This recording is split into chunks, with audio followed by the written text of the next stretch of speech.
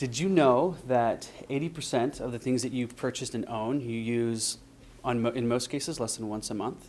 This underutilization of physical goods that you own is one of the many forces shaping the sharing economy. And the question we're asking today is this an industry with true unbounded potential? My name is Brent Dance, Center for Digital Strategies Fellow at the Tuck School of Business at Dartmouth. And for the next 10 minutes, I'll walk you through a definition of the sharing economy, provide some additional context to the drivers of what's shaping that phenomenon, as well as a big picture of the industry, some key players, a view into what's next, and some considerations or unanswered questions to keep in mind. So first, a definition. Rachel Botsman, a thought leader on the sharing economy, describes it as the rapid explosion in swapping, sharing, bartering, trading, and renting being reinvented through the latest technologies in peer-to-peer marketplaces in ways and on a scale never possible before. So the key here is not that this is entirely new, we've been sharing since the beginning of time, but that the technologies behind it and the peer-to-peer marketplaces emerging from those technologies are reinventing the way that this happens. As business leaders, we should ask ourselves, what do successful businesses of the future need to know given this evolution? Hello, my name is James Valdez. I'm a second-year MBA student at the Tuck School of Business and Center for Digital Strategies Fellow. My focus was how big data is disrupting the CPG industry. I'll be heading into the industry after school, and I wanted to use this opportunity to research how I could leverage the lessons from big data in my career after Tuck.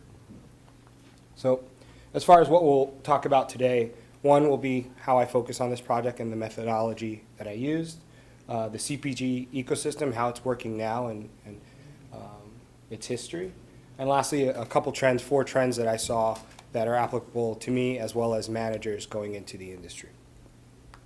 Hi, my name is Justine Meadow, and I'm a second year at Tuck. And during my time as a fellow at the Center for Digital Strategy, I tried to think about the supply chain of consumer data. So I came to Tuck really excited that I would be able to find a really cool job at the intersection of data analytics and business.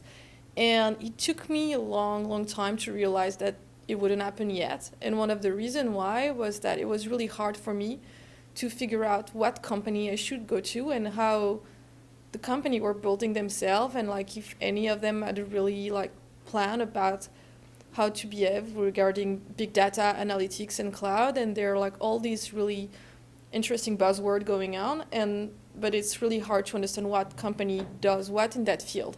And so I used this opportunity to try to understand better how companies were growing and how this industry was building itself.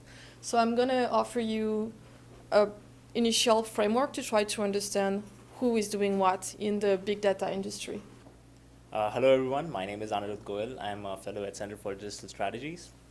Although the topic for the year was big data, I wandered off and I'm going to present about something I've been following for a while and I'm really interested in, which is specifically location-based m-commerce.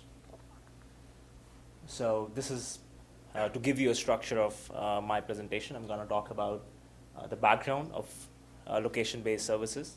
So what exactly location-based commerce is, what's the market landscape look like today, what are some of the common applications, who are all the players involved in the value chain for LBS, which stands for location-based services. And finally, I'm going to talk about some of the policy issues around this area.